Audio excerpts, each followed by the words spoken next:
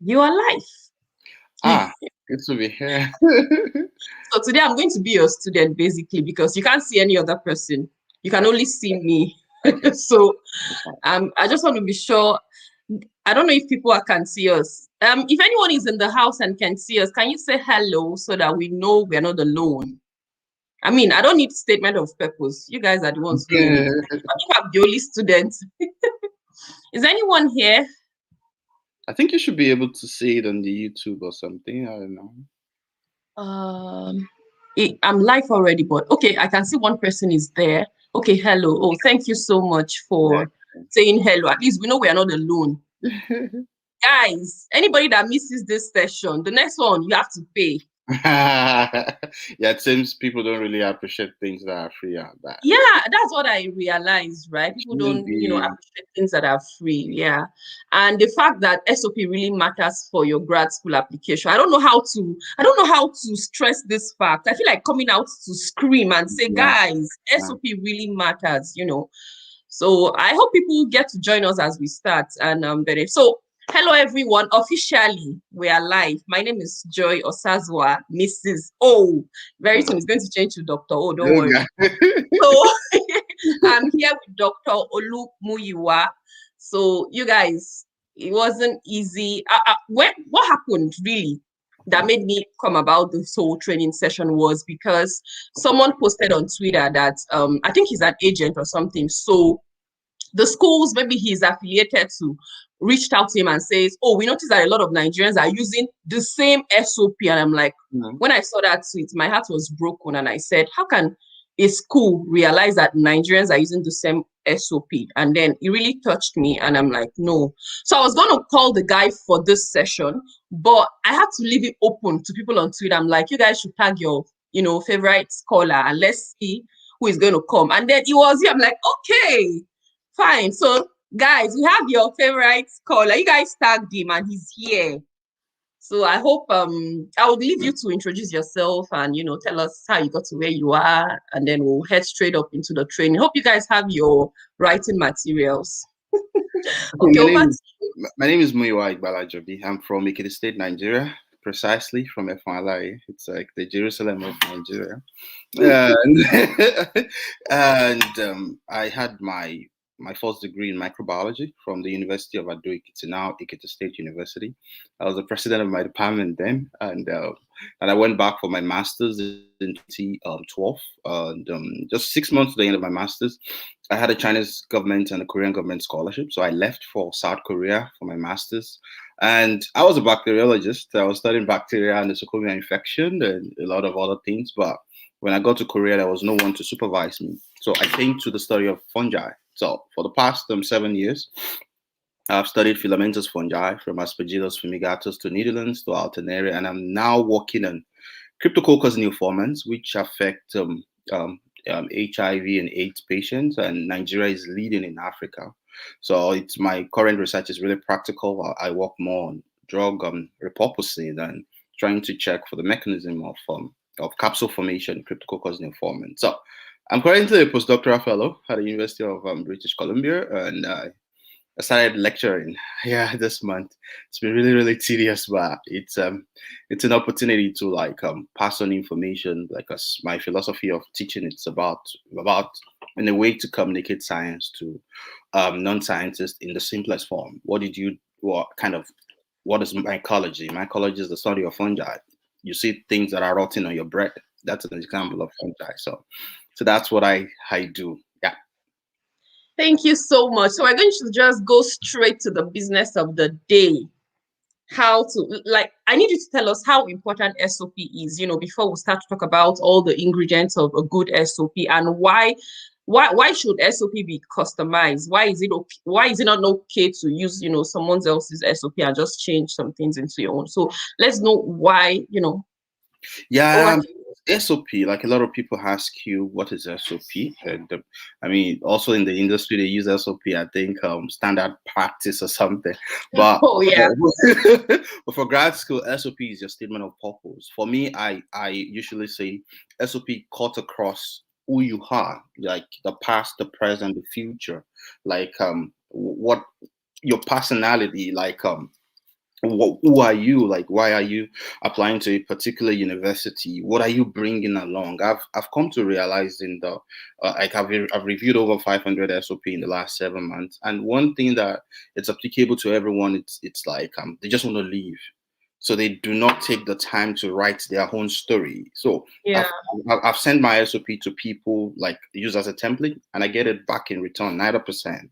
So SOP kind of helps you to define your goal. It's a kind of a leverage, especially for people that do not have first class or 2-1. If you have a very good SOP, even if you have 2-2 or third class in exceptional cases, because you would explain in most cases, people pass through a lot of hurdles, tasks, stress, loss of, beneficiaries, and it affect their grade in school. So you Yeah. can use your SOP to explain, okay, this is what happened, why my grade it's not up, whether it's not competitive enough. But in regardless of that, I've developed my skills and all this, and I'm so curious about academic, my goal, like my future in academia, and you can look beyond my CGPA, or you can look beyond publications that I do not have. So SOP is very important in expressing your mind, like, okay, where you're coming from, where you are presently, and your future goal. Hmm. So it is very important, like it is unique, because even when I write my teaching philosophy, I put it on plagiarism checker to see, like, maybe I've read something somewhere and it got stick to my brain, and I just write it down. So I have to put it in plagiarism checker to see it is 100% unique. So you have to be very, very careful, because in a lot of cases, people write SOP, like when you see it, you know that, okay, this was copied from somewhere. Recently, I got one which I was trying to review, and I realized this is too smooth. And I put it on plagiarism checker. It was 100% plagiarized. And it was from Joe Biden's concept about climate change and quite a lot of others. Plagiarizing SOP, it's criminal. You should not do it. You should write your own story. You have all it takes to write your own story. So, Muyiwa, do you think those schools run those SOPs on a plagiarism check, like before they start to, screen out admissions? Do you think they do that? Yeah, well, I wouldn't rule it out, because for that particular post which you saw and I also saw, to know that people from Nigeria or from a particular country have a kind of fashion of writing their SOP, then probably they run it through software. I mean, for most companies, especially if you're looking for jobs, the CV go through software, and it just filter it out. And if you do not have what it takes, they just let it go. Recently, someone applied to a particular university in Canada, and immediately she submitted, she got a rejection. So Wow.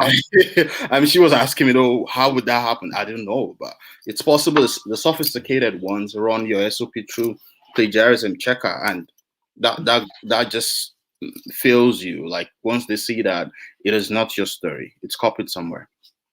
Yeah, so recently there's this lady that reached out to me and said, oh, she's applying to a school. She got a supervisor, and the lady says, oh, go ahead and submit an application. That's fine. But the problem is she didn't get her documents reviewed. So her CV, her SOP, I doubt maybe she did not copy, but then it was badly written. Do you know, after she submitted, the woman got back to her and said, I saw your CV that it's badly written. And then the girl got back to me and said, this woman said this. And I said, but I asked you to review before submitting. And 2 days or 3 days ago, she got the news that her application was rejected. This is somebody that has already gotten a supervisor. Oh my God. Yeah. I So, mean, like I could tell people your SOP or your CV, it is who you are. Like, people ask me, why is it that you can include age or gender or nationality or tribe or religion in your SOP? I mean, in your CV. People, even I've seen people that wrote like cold email, and at the end of the cold email, they have a kind of signature email that says "life without crisis and crisis." I mean, listen, I mean, like I tell wow. people on social media, okay, I'm not going to marry someone from not different from my race. I'm not going to marry someone that is not Yoruba. This is social media, like you always say. You have to be very careful, because if you tell me to write my statement of inclusion and diversity, I have to say I respect people regardless of tribe, race, gender, sexual orientation. 1 minute. Keep talking. Keep talking. Yeah, so I have to say that I respect people in regards of gender, race, sexual orientation, religion, tribe, and belief. So if you come on the social media and you're saying, okay, homosexuality is a sin, and you say this thing is a sin, someone is reading, someone is taking a screenshot. So you have to be really, really careful. So if it's good enough to find a professor, I've seen a lot of people, they wrote me, like the professor promised them that they were going to be guaranteed funding. Eventually, they didn't get the admission. Why? Because the professor can only promise, the professor can only influence the graduate committee decision. So you need to tailor your CV very well. You need to tailor you make sure, like I tell people, stay clear of colors in your CV. Make it as simple as possible, but list your expertise. Okay, I've reviewed quite a lot of CVs which come with personal summary. I have a skill in customer care representative, looking for a graduate student position in microbiology. Those are bullshit. Those are generic. So put your research interest. Your interest is like, if I'm writing a particular lab, I'm going to put some medical mycology. I'm interested in pathogenicity of infectious disease. I'm interested in antibiotic resistance in bullets. So when the professor sees it for the first time, feels like, oh, I think this person is connected to my field. Let me go through. Then you can state like, okay, for your grad school, you had protein isolation, characterization of protein. You did a lot on DNA isolation and RNA isolation. These are things they really want to see, not that you just put everything and you have your industrial experience, you work with HINEC, you work with population census as a microbiologist. It doesn't work that way. So you just need to tailor every application towards the lab of interest, which we would also say during the course of the program. Okay, so let's just go straight up to know what makes a good SOP. Like, what does the templates of? Okay, so I just want a really general, because the problem is people like the way you said, you give your SOP to other persons and then they just duplicate what you have, probably changing their names and the program they're applying for. So in general, what should a good SOP have? There's no one, I tell people there's no one way to SOP. You can you can have your own templates really, but what are the things that an SOP should have? Okay, I'm going to divide it into four, like the Berkeley University did. And the first is like, you have to talk about your introduction. It's very important. Like I said, SOP is your past, the present, and the future. So the first is you want to talk about an introduction. You want to talk about your research experience. Like this, that's the second one. You want to talk about your undergrad. You want to talk about your research experience. You want to talk about the relevance of your current research and activities. For example, people that have worked in the industry, which we'll still talk about. And the fourth one, you want to talk about how connected you are to the research. Well, the first one, it's about an introduction. This is what I find really, really funny, because a lot of people come to write from a family of 23. It was hard to survive. We had no pipe-borne water. We had no pipe-borne water. Yes. Yeah. I grew up in Ekiti.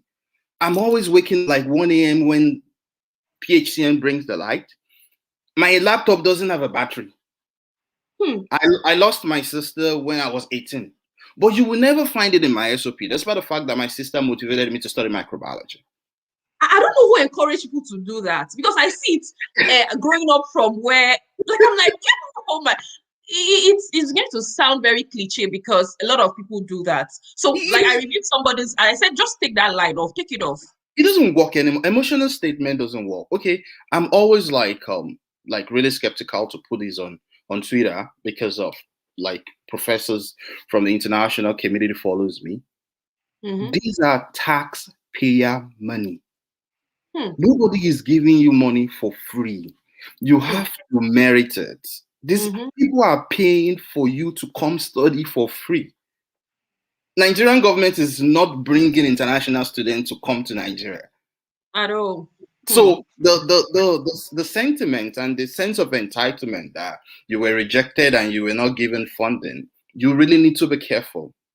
So the introduction must capture your motivation. You could either start like your motivation for grad school, but you can also start, like you said, there's no way to, there's really no way.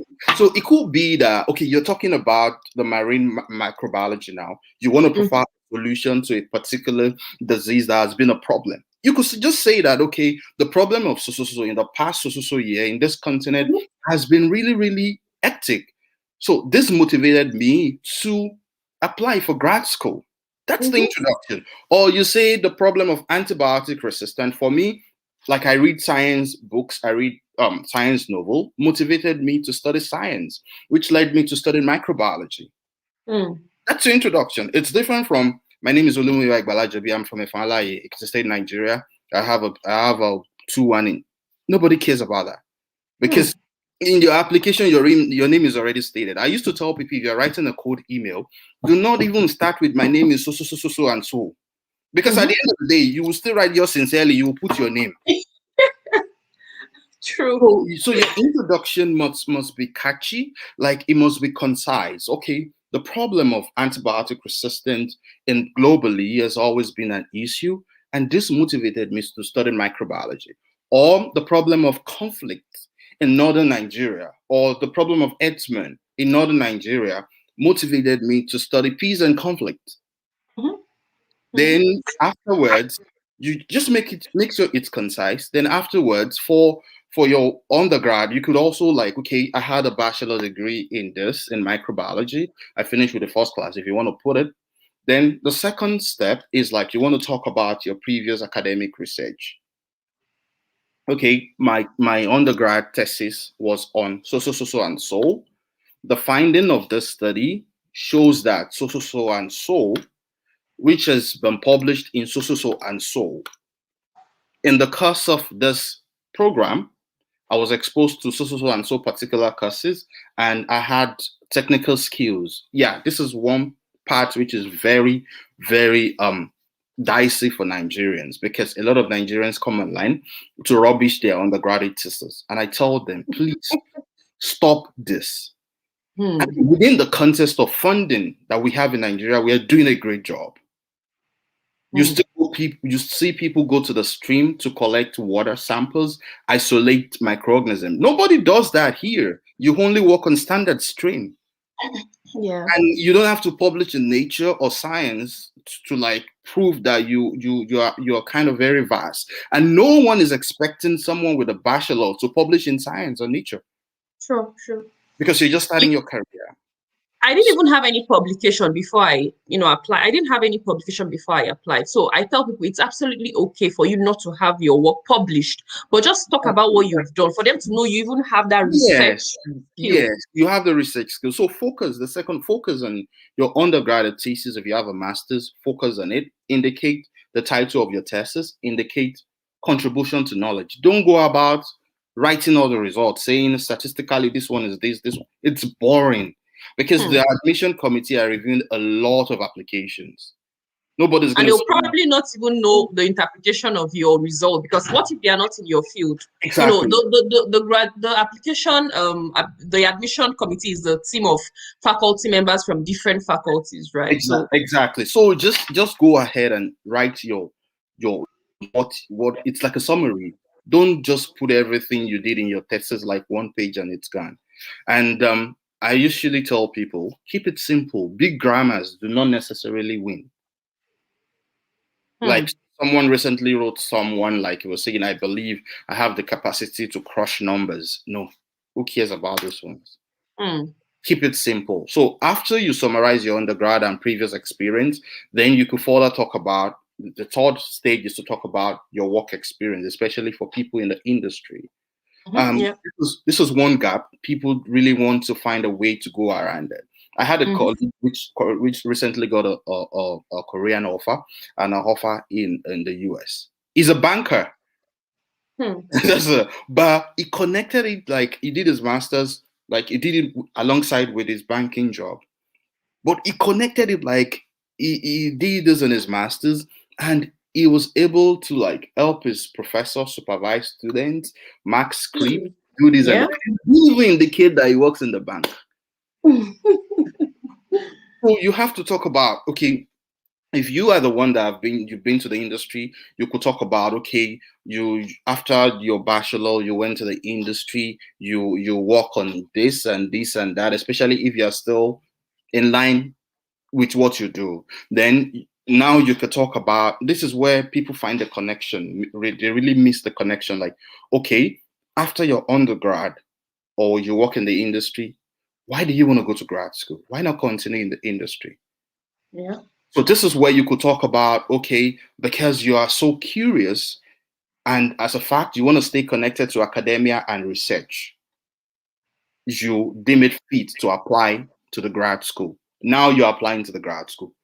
The question is why? And this is Hmm. where you have to talk about the problem statement.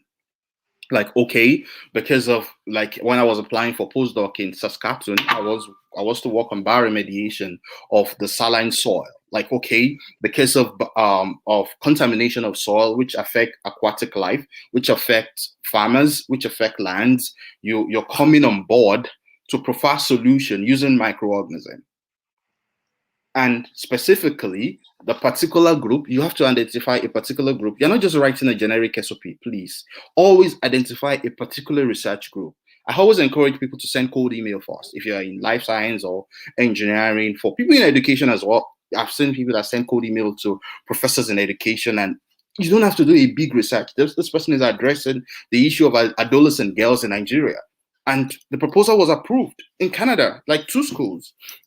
So you have to talk about, okay, a particular interest, a particular professor's work on maybe bioremediation or maybe Aboriginal research. And for people that are into like political science, Aboriginal research is well funded in Canada. Like, people don't really know. So like, Yeah. the First Nations, like this, there are like agencies for them. So you have to like identify a problem statement. Like I said earlier, these are taxpayer money. They want to, like, you want to bring something along. So you talk about that, like, okay, you've identified a particular problem statement. For my own case, is the issue of salinity in Saskatoon. Canada is, like, I think the largest or third producer of potash in the world. So I feel if I use microorganisms like fungi and plants, okay, I'm going to grow tomato with fungi, and at the long run, the soil is clean, and you can also harvest the tomato. Yeah.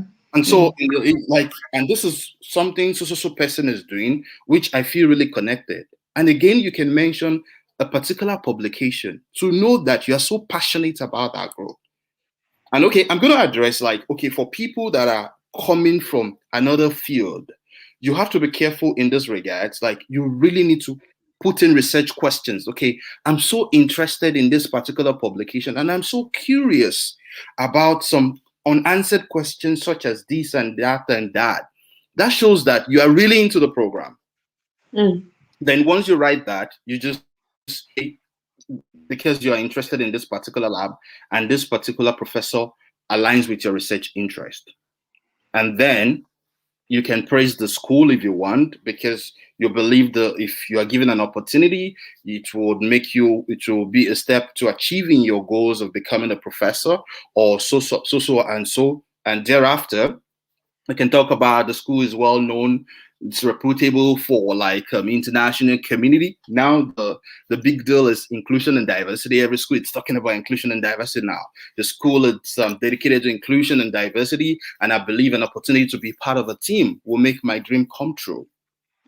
And then finally, you can talk about. I always tell people, even when you're writing an email, always express confidence. Like, I'm confident that I possess the required technical skills in nucleic acid isolation, in DNA isolation, in protein isolation, and the soft skills in leadership or good and writing skills, which is necessary for this program. Or you can also say you're convinced that you're mentally ready for the challenges ahead, and you are fully ready for the program. So those are the 4 basic steps which you should note when you're writing your SOP. The first, introduce yourself. Do not talk about emotional statement. Do not talk about emotional blackmail. The second one, talk about your research experience, the previous research experience, what you're bringing on board. No one is going to leave some. I mean, I've seen a lot of first class students, sorry to say, that do not land scholarship. And I've seen two that they landed scholarships. And this is all goes down to the SOP, like what you're bringing on board. Add to yourself, like volunteer for free if you can to get the required expertise. Like we were saying earlier, for us in life sciences, there are molecular tools you need. Yeah. Yeah, Canada or the US might be flexible, but if you're applying to Europe, like the Helgo is there, they're not going to lower their standard. Nobody's going to, for PhD, you know, nobody's going to train you all over again. It's the reality in science that grad school is meant to be a training ground, but they still want almost ready-made student. So get the required skills, put them in your SOP. I liked your hands-on experience, and just be convinced that okay, you identify a particular lab and you're going to follow the publications, read at least 1 or 2 publications in the lab, highlight it in your SOP.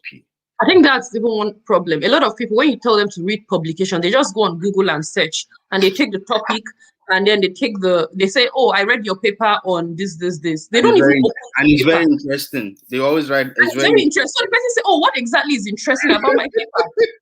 Somebody sent me their SOP and I reviewed it, and it was something in art. I think the man wrote an article or something, and she said, I read your article on this. That was all and it was very interesting. So what was interesting? Did you even critique the article? Like, if you're a researcher, you should learn how to critique people's. It doesn't matter if the person is a professor. In fact, it makes them more fascinated about you. Oh, this person can actually critique my paper, and like you have to read the paper. That's why I posted about using Science Hub for those of us in science. Oh yeah, you can get the full, because a lot of people say, oh, we can't get the full paper, but you have to get the full paper. Read.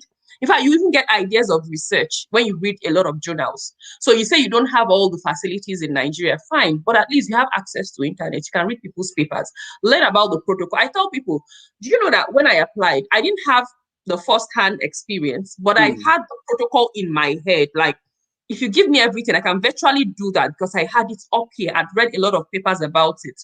And the man was like, oh, fine. For me to even, when we are discussing, I was telling him everything. And then he said, oh, for you to talk to me about it, even if you've not had a first-hand experience, I think you're smart, you're good to go. And that was how I got, that was how I scaled through. I didn't have any, I was telling you before we started this live session that I didn't have any experience. So yeah, I tell people like the fact that you had your BS in Nigeria or masters doesn't amount that you do not know anything. I had my BS in Nigeria. I was buying everything. I couldn't do more of research, but I indicated what I learned in my SOP, and that landed me Korean and Chinese government scholarship. So like when you get to the big the reality is like even when you get here, everything is not that perfect. You still see people that are like, okay, how do you isolate DNA? And you'll be like, yeah. I was talking with my supervisor. The man is a PI. He doesn't know some of the methods. He learns. So we learn every day. But it's your packaging. I think the packaging matters a lot. That is where the SOP comes to play. I have someone like on my radar. Like he had about three admission offer for PhD. He had a bachelor in pharmacy. And I was now curious, like, okay, I reviewed this guy SOP. What did he even write? I went back to the SOP and this guy talked about drug design, and I was like, from UI. Like, what?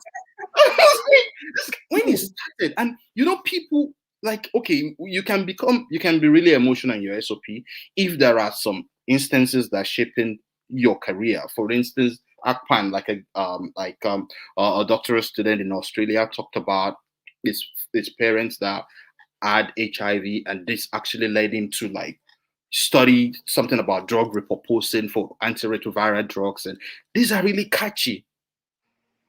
They just like, or the issue of gender violence, maybe you're a victim, led you to study gender development and all. These are really, really, really connecting. So you want to tell them, okay, you are a victim of this problem, and you're coming in to like provide solutions to it. And that makes it even much more interesting. Unlike someone that wrote, okay, your parents divorced, and that is why you had bad grades, and or like your parents like had issues, and that is why you had you just feel like, okay, why? What is connecting to what you want to study? That's emotional blackmail. Said to them, or you wrote like, because you're so much in love with South Korea, I said it yesterday, and you feel like if you're given the scholarship, that means they are investing in an African, which in the long run you invest in other people. Like, why? you can. I mean, when I was in Korea, we had free trip to Jeju Island and a lot of that, but that shouldn't be your first step. Yeah. And also, I tell people, because for SOP, it's really cool for you to write a very good SOP, because it's for your code email is an abridged version of your SOP. So if you're sending a code email to a professor, you're telling the professor, this is why you must consider me in your lab. And then you can go ahead and submit your SOP. You must, I was writing the teaching philosophy, which I submitted 2 days ago. I've been writing the teaching philosophy for 1 month. Like, I wrote 1 sentence for 2 weeks. Like, I just went away, like, okay, I beg. But when the inspiration came, I think I was doing something. I just woke up and I had to jot it down. So you don't have to write your SOP within 24 hours. Yeah, sure. If you write your SOP within 24 hours, I think that's the problem. I think that's the problem. People just wake up from their the deadline is tomorrow, and they just, exactly. I get people that come to me and say, oh, Mrs. O, review our SOP, we've paid, because I charge people to review. Initially, I was doing it for free, but I realized that even when I correct it and say, oh, correct it and get back to me, they never get back to me. You know, those review track, when you're reviewing somebody's document, they don't even accept it. I don't even understand how people do it. So I said, okay, fine, it's my time. And then I started to charge people to review SOPs, right? So the thing is, a lot of people don't even, you just wake up and you write your SOP and you say, I give you, just do this in 2 days, do this in 2 days, the deadline. I'm like, what? Were you sleeping all the while? You just realized the deadline was in 2 days. No, for me, sorry, I can't do that. I have a lot of clients. You're not the only person I'm reviewing their SOPs. And yeah, for me now, I've turned out SOP in the last couple of days because I teach and I have my own personal growth, my personal responsibilities. Like, okay, I'm not going to be available for SOP till April. Even when I do it for free, which I always want to do every time, I give people like 14 days deadline. If you can meet for me to get back to you in 14 days, fine. But even before you send me your SOP, for people that could not access my DM, if I know it's really urgent, I write them. Okay, send me a screenshot. And when I see the screenshot and I see that it starts with my name is this and that, I just tell you, go back to my pin post and read the content of SOP, how it has to be tailored. I think the misconception about this thing is the fact that, okay, the Nigerian system is not working and people really want to travel out. Yeah, so people are not really passionate about going for grad school. They just want to academia, and I'm just scared. I'm just scared that, like, I hope we're not raising people to go into academia and at the middle they just leave. Yeah, true. Because for you to stay in academia, one, if you're looking for money, don't go for a master's or PhD. You can get money in the industry. Yeah. So if you want to jackpot, like I said, you're not going to get it overnight. It has to be gradual. It has to be consistent. There's going to be a lot of rejections on the way. Are you really mentally stable for that? You're going to come to grad school. People are going to bust you on your accent. Like, okay, can you come again? Like, I can't hear you. Yeah. So you really need to be mentally ready for that. And for like some of the tips, which I would always ask, like I always tell people, like, one, you have to read over and over your statement of purpose before you send that email or you submit. When I was writing my thesis, my German boss, when I sent him the first draft of my PhD thesis, it was like, Joby, didn't you read through those thesis? Like, you had so many incomplete sentences. And sometimes you just type and you're just thinking about something you thought you must have written it down. And you just miss it completely. Yeah, it's even funny how you think it's perfect. That's the same thing. When I was writing my articles, I thought it was perfect until when my supervisor reviewed and sent back to me. I'm like, so I had incomplete sentences. I was So I had to send it to people. Like I tell people, okay, I'm not the only one reviewing SOP for free on Twitter. There are quite a lot. But again, you can work as a team. Okay, maybe your friend, which is also academically inclined, send your SOP to them. Let them give you your comments. I'm in the postdoctoral internship program, which I submitted my teaching philosophy. They sent me another person's teaching philosophy for me to criticize it. So that is how you grow. And again, I always tell people, avoid spelling errors. Make sure you go through over and over. Before I send email till now, I have to the attachment I will send, I will have to open it again. Like, okay, am I sending the right attachment? Because of recent, I wanted to send a mail to my Korean professor. UBC portal suggested another person's name for me, like which shares my surname. And before I knew, I already forwarded the mail to my professor and the person. Oh. I had to send an email to like, hey guys, sorry, that was a wrong email. So be careful what you submit, and again, use clear and concise words, not fictional. Simple English. People want Simple. big grammar. Do you I not have to be searching for meaning of words when I'm reading your SOP? These Canadian people, they don't have your time. You can't put grammars that they It's don't not know. They'll even just dump your Canadian. SOP. It's not Canadian alone. Now you are even writing Chinese professor.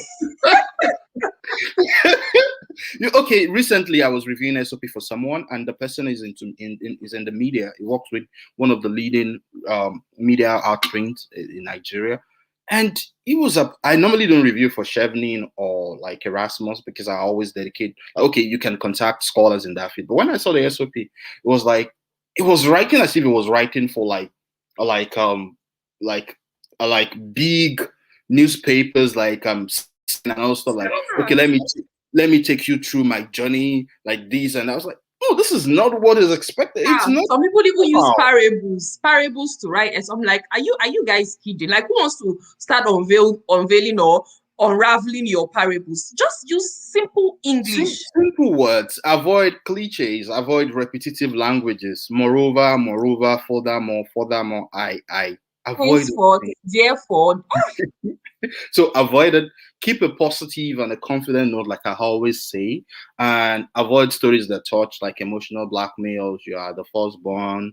Your parents are like really you are like from the indigent family. Like you don't have money to go to school. You don't have shoes. You don't have this and that. Well, most of those professors also came from a very humble background. So these are taxpayer money, like I always say. Then always try to, like, if it is not stated, like a number of words is not stated, always put in between 500 to 1,000 words. From my experience, anything above 2 pages is always disjointed. It is always like confusing. It is always tiring. So those are really, really, really important. And please, it's not just about your CGPA alone. You really need to work on your SOP to get a very strong application. It is more like a very important part. Like, show who you are, where you're going to, and where you're coming from. Yeah. Statement of purpose. Like, they need to know the purpose, why you are applying for that program, right? That's why it's called a statement of purpose.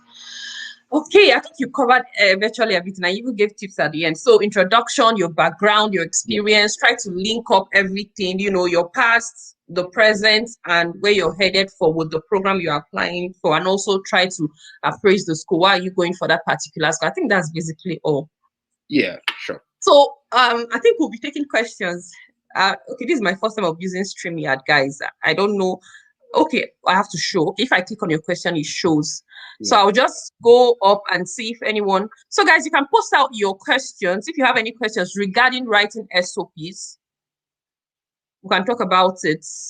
We have to go to the lab. I have to go to the lab. Muyiwa has to go to the lab. So guys, bring on your questions so we can call it a day for you guys.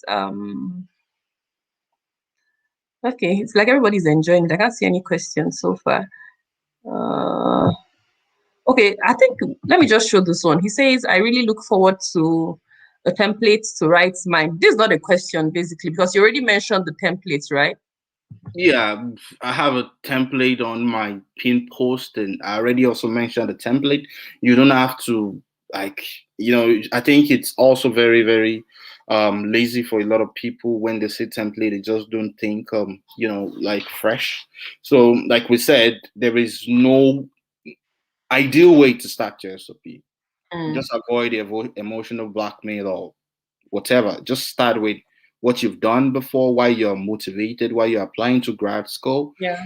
For me, a selling point to any admission committee is like, you want to become a professor. Yeah. Yeah, And so especially if you're going at PhD level, right? I'm telling you, like, you just put it there and be like, okay, this is gonna be part of us. Okay, let's consider it more, stuff like that. So Yeah, true. just put in follow those steps, like why you're interested in the program, your previous academic achievement, what you do currently. Then you could also put your leadership skill, your volunteering skill, and express optimism that you're gonna be selected. Yeah. Yeah. Okay. So this one says, when I just say assign one, this kind of knocks the area of research interest and showing interest in the, oh yeah, that's true. But then you still need an SOP, right? You need In an fact, SOP. You need to identify someone, even yeah, if it's like three people working in a related field.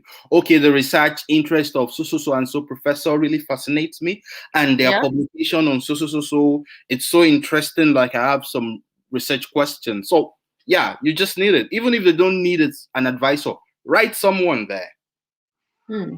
It's better, please. You don't want to pay application fee, and at the end of the day, you don't get the admission. It's really expensive here in Canada and the US. Okay, I'm going to post Muyiwa's handle. I don't even know how I'm supposed to do that, but I'm going to put it up.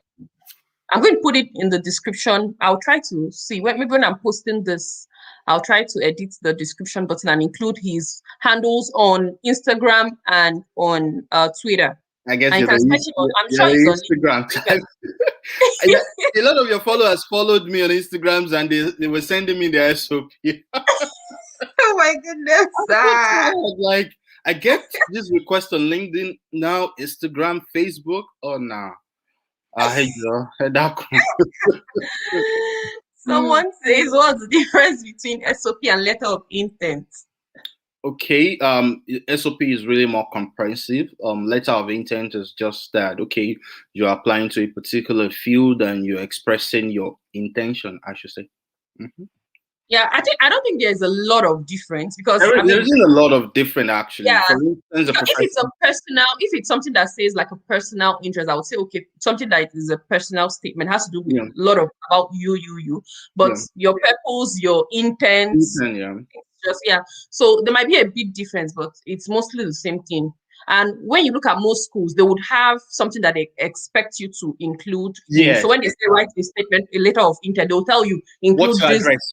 Yeah. So make sure you include this is even on the Korean government scholarship form. Your statement of purpose, they highlight what you are to address and just to guide.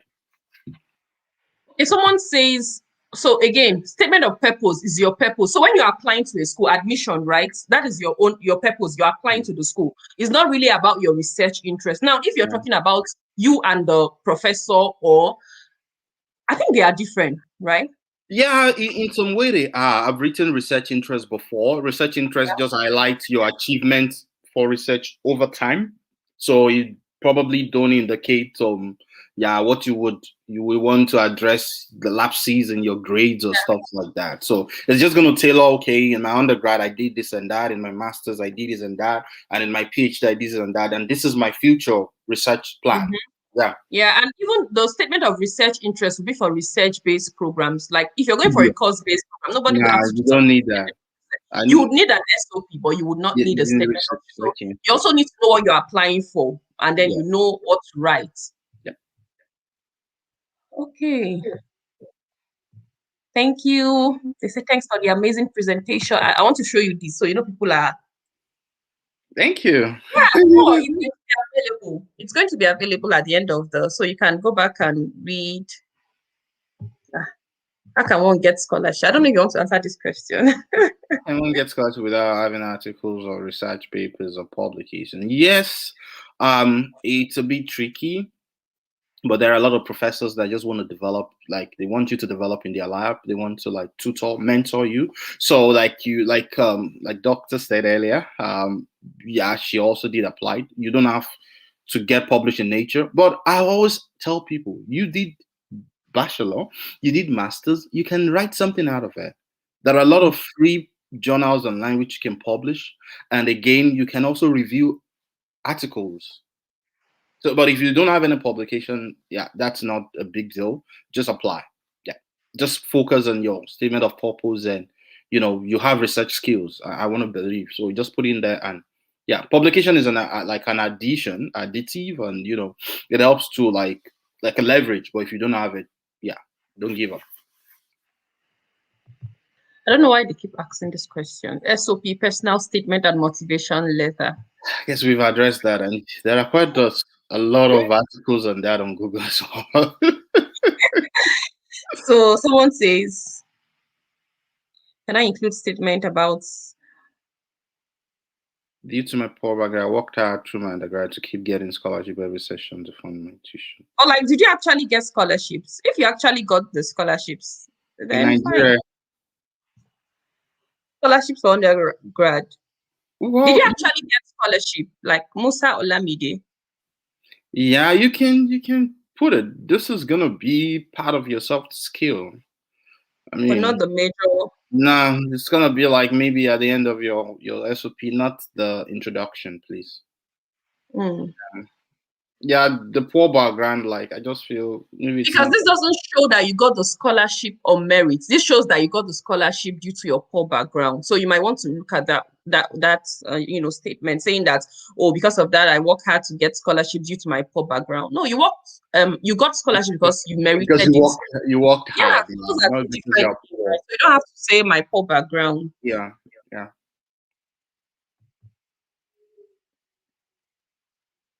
Ah. What? 33 pages long proposal. What are you writing? KGSP. What What? kind of fund is that? That's the scholarship I had for my master's in Korea. Oh, okay. How do you write one? Ah, see, maybe we're gonna come back on another session and write research proposal. Research proposal. I think the problem we have in Nigeria is like we deal more of quantity than quality. I've written a one-page research proposal before, and that has to be like introduction. Just like I said, identify a statement problem, identify a lacuna, like a gap, and why you're doing the research, the objectives of your work, the methodology, just at least the methodology, and that's all. You don't have to write 20 pages on literature review and introduction. Yeah, So you for don't have to Korean, include all the protocols of, yeah. For research plan in the Korean government scholarship, I'm sure it's even one page. So it just shows that you identify a particular problem. During my time, I wrote on Pseudomonas aeruginosa infection and how I want to like solve the problem in hospitals in South Korea. So just tailor it. Go to my page, my pin post. I have something on research proposal. Start with your introduction, which identify a particular gap. Okay, so papers have addressed this, but they're here to address this. Then go to the aims and objective. Why you're doing the research? What is the contribution to knowledge? Then aims at put methodology like your methodology. You have to look at. I always tell people it's better to look for a lab that you're applying to. Go look for their papers. It's no big deal. You don't know most of this methodology. Don't let us lie. So True. I mean, it even shows you've done your research. I mean, if you can relate to a particular lab. So when you're saying something, they can relate with you and say, okay, this one knows. Yes, exactly. Go to the particular lab, go read their research, like methodology, copy it, don't plagiarize, but just write like, okay, you're going to carry it out according to with few modifications. Yeah, Release yeah. it, then maybe you can put your work plan, like just like a chart from literature review to buying of materials to thesis defense and a lot of other things. Those are the things you need. So don't just go. I had a cousin which, like I wrote, was to get the Korean government scholarship, but he didn't meet up. And because he wrote a research proposal, the professor offered him full funding. And it was to use alfalfa plants, Medicago sativa, to treat Pseudomonas aeruginosa biofilm formation. But eventually, he chickened out because he thought IELTS is like the big deal. So, and a friend of mine did the same, and he got the opportunity in the same lab. So keep your research proposal simple, but most importantly, get a professor you send it to see, okay, this is okay. Go ahead and apply. Yeah. Yeah. Okay, Thank I just wanted you, to say Isaiah. this one so that, yeah, it says you're doing a nice job. So I'm not going to take any questions on difference between SOP and personal statements. And yes, you can download the video. Can you download YouTube videos? I don't know, but the video is going to be here. So if you want to download, you have to figure that out. Thank you guys. So someone wants to know the connection between a recommendation letter and SOP. Is there a connection? Well, I don't think there's a connection actually.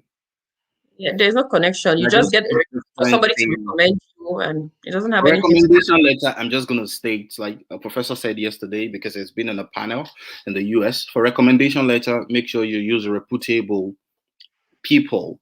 I've received so many requests in my DM.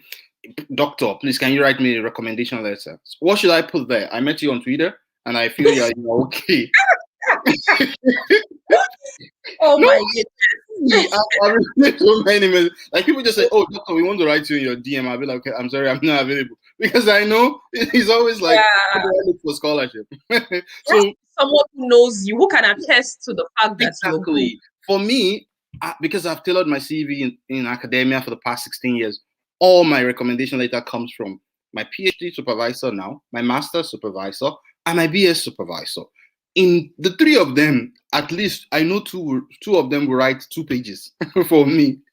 And these guys are like the top in the field. Like you Google their name, you can see their research on Google Scholar, on ResearchGate, they are everywhere.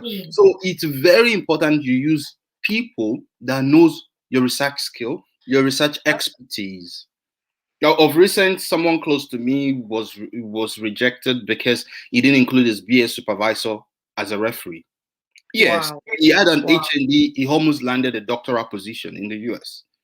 At the interview, they asked him, "Where is your undergrad supervisor?" He sent them the details. By the time they called the guy in Nigeria, the guy just feels somehow. And 2 weeks after, he got a rejection. Wow. So you may not have, I always tell people that are still in the uni, your professors, your supervisors, they have a good rapport with them. They have a lot going on in their lives. Like, do not just say they are monsters. I've never had issues with my supervisors. My German boss, I still communicated with him yesterday. My Korean boss, he knows about my progress. A lot of my professors in Ekiti State University, they know about my progress. I keep in touch with them. I have a busy list every month. Good. I mean, happy new month to everyone.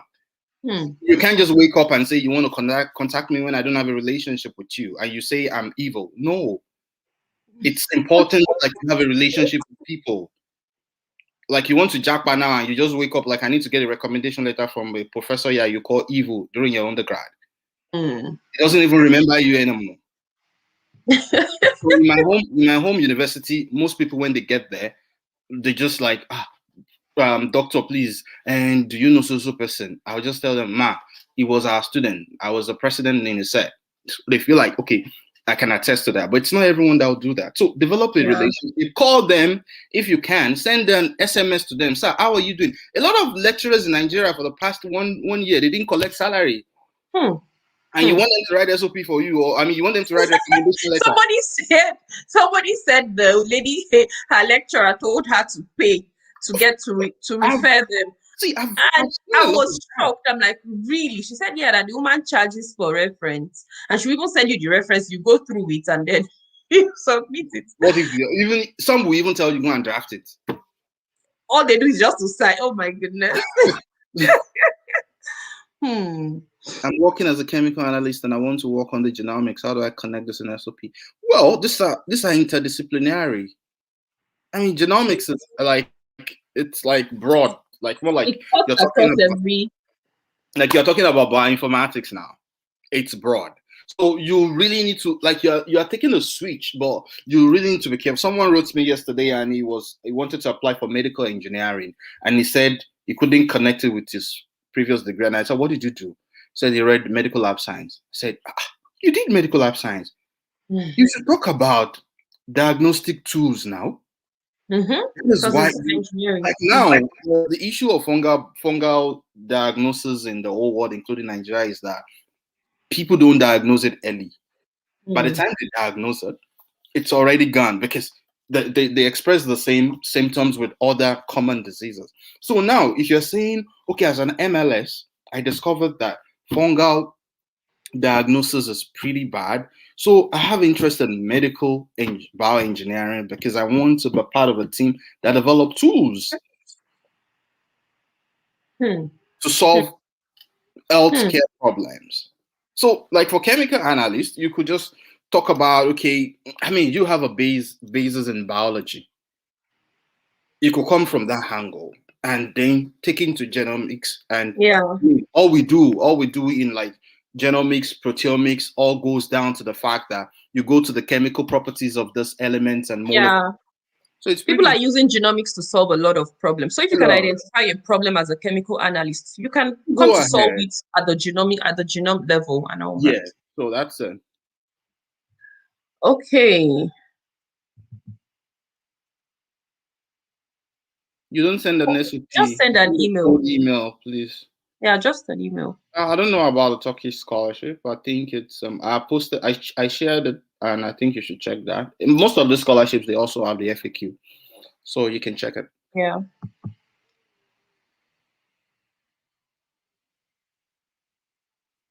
To write your SOP and your research interest together. Yeah, I think SOP is just like I said, where you're coming from, where you are, and what do you want to do. Then the research interest, you're just gonna include what you've achieved so far in terms of research. I And think the question she's asking is that they asked her to write them together. So the thing is, you oh start as yeah, an SOP and then yeah, you just just have write it as one an paragraph SOP. that talks Yeah. about your research interest, right? Yes, yes, yes, yes. So Okay, it's my research possible. interest now is mechanism of virulence in fungi. So far I've been able to do this and that. Then you can also Yeah. indicate your publication if you have it yourself. Yeah. Yeah, just include like a paragraph or two that is Yeah. basically research interest, added to Mm. all the things we were Yeah, yeah, talking yeah. about SOP, your introduction, background, and all And that. So I Simon think Fraser, like if you've identified a particular professor, okay, just put it my research interest in molecular genetics aligned with the research interest of this. Then Hmm. then that makes sense. I don't know why I'm thinking on these questions for. Can a political scientist with BSc get scholarship to study conflict? Well, political scientists and conflict resolution, they are all the same, all true now. I mean, Yeah. I had a friend that had a first degree in political science, and now he did, I think he did bioethics in his PhD. Hmm. So conflict resolution, or maybe as you mentioned earlier, yeah, Aboriginal research is like the First Nations here, the history and everything, and you just want to be a part of the team that provides solutions probably to solve their problems and things like that. So it's very, very, very easy. Like I mean, like the first question is, as a political scientist, Hmm. what problem do you really want to solve? Hmm. Not just about discussing PDP and APC in Nigeria. Are there any free journals? Someone says, I think there are, but I don't know them. Could you please help with the list of free journals to publish my articles? I'm working on my fifth to review articles for so to complement. So you are working on your fifth review and you've not published any of this. Yeah, so the four, where have you published them?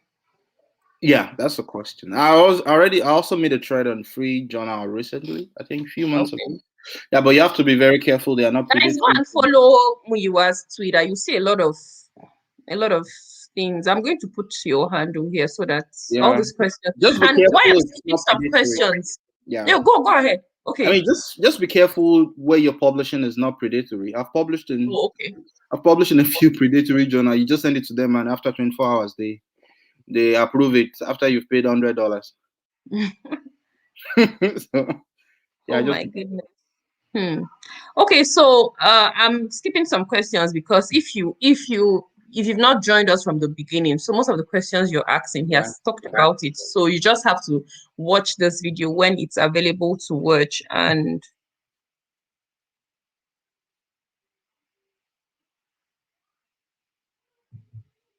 somebody said they did a design about the show. I don't know. Yeah, there was this person on Instagram that tagged me. Yeah, I kind Oh, of appreciated him actually. He was I'll go and check. I'm yeah, sure. I'm sure the he TikTok used my boy. Twitter. He used my Twitter DP. Thank you so much. Oh, okay. Thank you, Oh, Chimdi. Okay, Chuku, yeah. thanks a lot. Mm. Okay. Thank you, doctor, for your response on. Okay. I don't want to put up any question that says you should help them to review because you said you're very busy. So You have been read maybe before I'm reading your pin post. Oh, I'm still teaching till the end of March, so I have a lot to do. Maybe April, if it's not late. But also make use of, I mean, there are quite a lot of guys online that used to do it for free as well. So, or talk to your colleague. I think it's very important, like you should form a group. Like, I remember Ali and a host of others, they said before these guys have started applying for scholarship back in the uni, which I have no idea. I started applying for scholarship when I was doing my master's. Quite a few on Twitter. I started applying in 300 level. So I think it's better to find people that are inclined to your goals, and you can just tend to share materials and check your SOP together, and finally you can send it to someone out there to help you review. okay, I think I've gone through all the questions. All the other questions. There's somebody say, I know they carry people when no go school, go abroad. We're not carrying people to abroad, though, please. I don't know. Yeah, a lot of people write to me like, Muyiwa, they said you help people to get scholarship, and I was like, some people wrote to me like, please help me put good words for my application in UBC. I'll be like, I beg, allow my president Santa Rita. I'm like, I don't get any link to any admission process. No, guys. I want we'll to tell just give you tips based on our experience. Yeah, and I want to tell you the admission process out here, it's based on merit. And when you get it, you're so happy that you got what you worked for. That is why we're here to tell you these are the things you need to put in your SOP, and write your own story. It makes a lot of sense when you read those stories over and over. Like, okay, this is what. Sorry, 1 minute. It makes sense. Like when you read your SOP over and over, you realize like this is what you write. It's not plagiarized, and it builds you. And on the long run in grad school, you need the knowledge to write papers. You need to go for conferences. These are the skills that adds to you to become a better person. So SOP is not like a big world. You just need to write till like you can start today. And if you're tired, go take a nap or watch Netflix, or you can even be taking a trek, like you can trek and taking a walk, and you just realize that I remember I should have written this in my SOP. Get your phone, put it in the notepad, and when you get home, you can include it. So it's not a big deal to write an SOP.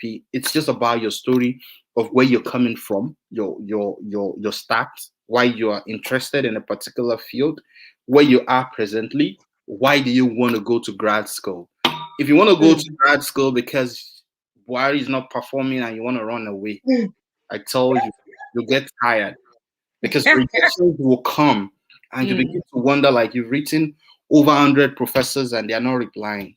Why they are not replying is because is either your code email is too watery, or you are writing them to say, "Hi, Prof, how are you and yours today? Hope you are doing well." Nobody cares about that. All right, have a nice day. Keep your have a nice day to yourself. Be confident. Show them that you are bringing something on board. Show them that if you don't take me, it's your loss. True. That's the deal. Okay. I enjoyed everything. I enjoyed the session. Hope you guys enjoyed the session. So I'm going to be releasing. Do you have any last words for us, like the final word? So on having Well, I'm just going to encourage prospective applicant out there, like, keep applying, and the rejections will come. Just trust God, the big yes will come. I've been there, and do not let the situation in the country like kind of frustrate you.